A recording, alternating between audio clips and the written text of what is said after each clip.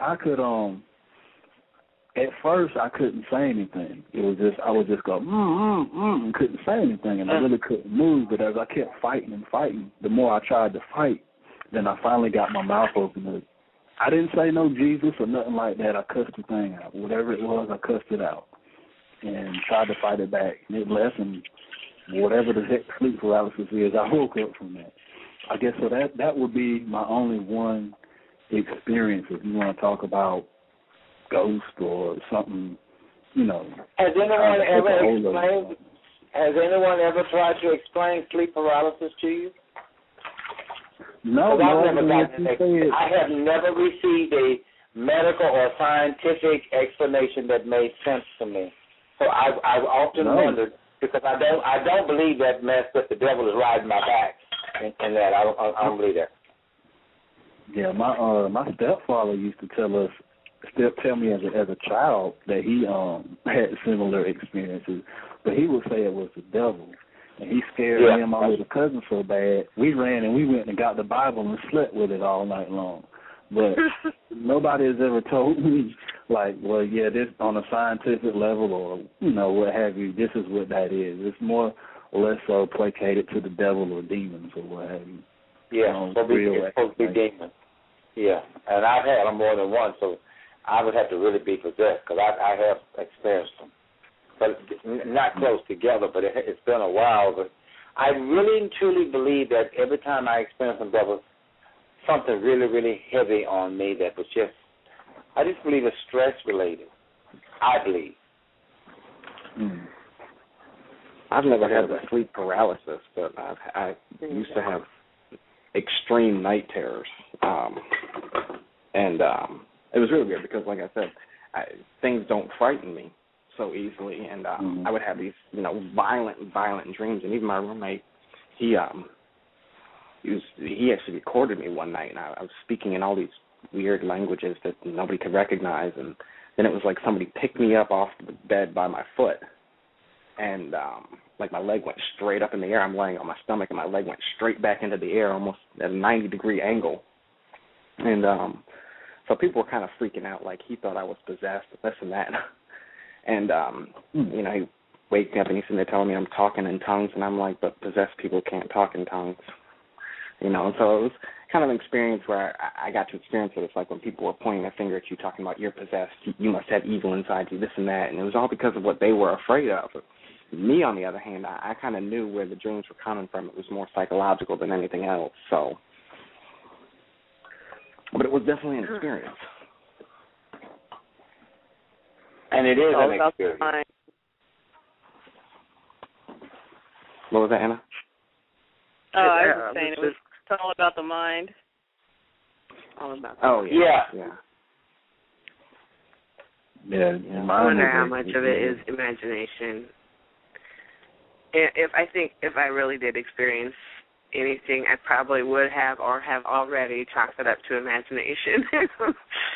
I think just because I think so far outside of the box sometimes, you know, and especially, woods for some reason scare the living crap out of me, probably just because I don't know what would be looking at me. Or water, you know, like the open water scared the hell out of me. But, you know, when I can't see, that scares me. Trees, if I got, you know, camping, it's just crazy. But that makes a lot of sense when you think of it in those terms. And having that vivid imagination, I know it's something to do with the mind. It has to be, because if your mind won't perceive it, it can't manifest. I'm real clear on that.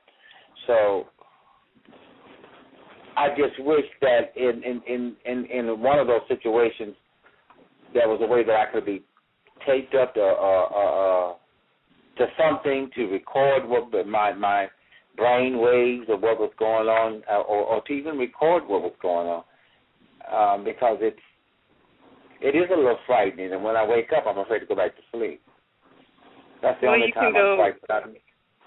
You can do the sleep experiments that they do. They'll hook your brain up and but record your brain.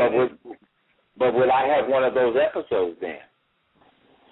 Yeah. That's the problem. That's a good question. I've always thought that if you go to sleep knowing you're being recorded, you kind of keep that in the back of your mind while you're sleeping. You might not have the episode. Yeah. And that's why when you said it's a mind thing, I know then, I'm not going to do much. I'm going to keep it to myself. Yeah, you wouldn't. Wow. I mean, because, we actually have the ability to, I don't know necessarily control our dreams, but we do have the ability to, be able to be aware of what's going on in our dreams and have a little more control. I think they call that lucid dreaming, where you're able to distinguish reality between your dreams and what have you. So, I'm sure you may have noticed that when you're more stressed out that you have way more bad dreams, I have great dreams when I'm stressed out. And I'm wondering if that's not when I have those episodes, I just don't remember it. And it probably is when I just look at my wits end about something. I'm real clear, because when I have the other episodes where I feel a presence, I'm usually wide awake and just laying there and unafraid. Yeah, see, the stress doesn't really get to me so much. I mean, when I was having night terrors, it wasn't even the fear that got to me. It was more or less the anger, and people were more concerned. Because one night I woke up, and it was almost like I was fighting somebody in my room, and I almost broke my hand punching holes through the wall. Jeez. And at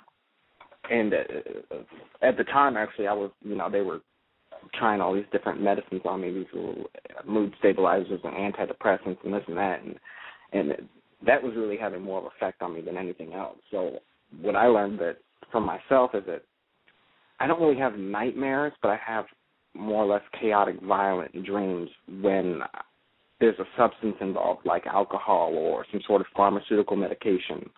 And that's when I'll have, close to what I consider maybe a bad dream or an unpleasant dream. But most of the time, stress actually makes me have great dreams. That's interesting. So with those type of dreams, have you ever had any of them reoccur, or are they all different? Oh yeah. Most of them was most of the dreams that I would have would reoccur. Like I would have one dream, and it was it's pretty much like everyone had gone mad, like so mad with their own emotions that it was just complete chaos around. I mean, mothers were killing their children, children were killing their parents. It was like in every dream I'm just kind of like walking through, like watching, like looking at it like this is insanity. And it was like, I think one dream it was like somebody poured a bucket of acid on my head. And it was just more like seeing the world completely unraveled and full of chaos. And to me it was more angering than frightening, because it was like you're standing there kind of like when you're in the middle of two people having an argument and you're like, just stop it, this is pointless, and, it's like you have no control over the situation. You're watching everyone just tear themselves apart. Right. When I was younger, there was one dream. It was some kind of pink monster, and I used to have that same dream maybe within like 3 times within a month. And I would always wonder, what the heck is this about? Why do I keep having this dream about this monster? It troubled me. So I think, a lot of the things that we experience are more or less psychological. And then I guess, they're just things that we can't explain or we don't know about. Yeah, and like I said, it's all about the mind, because when I was a little kid, and I was very little, I had a certain element of abuse going on in my home growing up. And it was really strange because people thought I was creepy. Like Freddy Krueger was my imaginary best friend. Freddy Krueger and Jason and Michael Myers were my imaginary best friends who would, have my back.